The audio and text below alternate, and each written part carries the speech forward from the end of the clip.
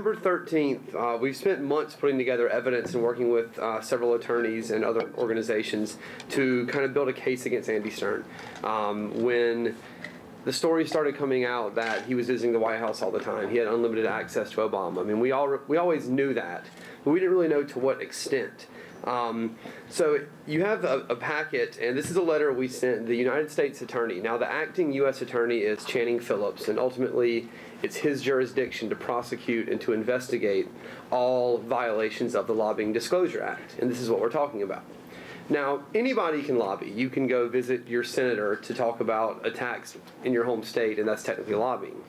But if you spend more than 20% of your time every quarter actively engaged in lobbying, which is also preparing for your lobbying visits, research, phone calls, etc., you have to register with the Lobbying Disclosure Act. You have to comply with the Lobbying Disclosure Act, which means you have to be a registered lobbyist.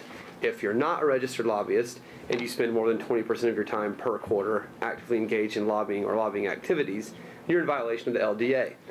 Andy Stern was registered as a lobbyist until January of 2007 when he deregistered.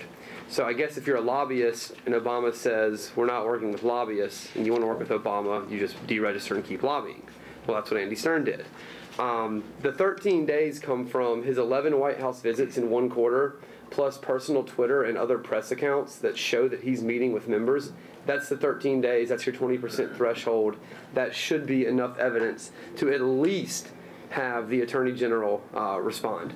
Of course, we've gotten no such response. Our first response is a copy of the letter in here from the Senate Secretary saying we acknowledge we've received your stuff.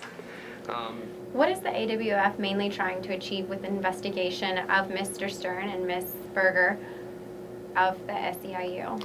Well, we want to make sure that everyone's being treated equally under the Lobbying Disclosure Act. The fact that myself as a lobbyist has to register, everyone that works at AWF has to register as a lobbyist. I think that if Obama is saying, I'm the most transparent guy in history, we have the most transparent administration in history, and then he says, well, I'm not going to work with lobbyists either.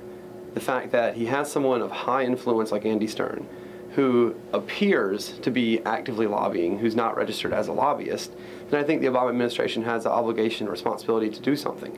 Either, work with him to figure out exactly what's going on. We would like to see the United States Attorney investigate this matter and find out if he is indeed breaking the law, if he's violating the Lobbying Disclosure Act. If he is, he needs to register as a lobbyist, pay the fine, and the penalty calls for jail time, but I doubt he'll get jail time. But we think everyone just needs to be treated equally under the law, and that Obama should not be giving special privileges to his friends who have given him considerable amounts of money and who have a lot of influence in policy with bringing out votes for the left, etc. What else could the media do to have a positive interest for your case, for the AWF's case in the investigation? We would like them to just follow up on it. The fact that we've never heard back from the House clerk, who has the authority to refer this matter and to look into it to the United States Attorney for prosecution. The fact that we've never heard back from the United States Attorney's Office. The media can help pressure these agencies and organizations to actually respond. There are several levels of due diligence here that haven't even been done. We've had no response from them. We've had no response from Andy Stern.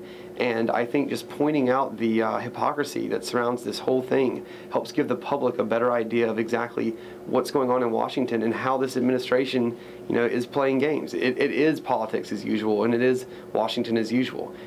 Things haven't changed. In fact, it seems like more laws that were supposed to protect interest groups and supposed to protect the administration, etc., are now just being overlooked. And I think that there's a responsibility on the side of the media to have accuracy in reporting and to look into this. It's appalling how so many mainstream media outlets can just overlook something like this.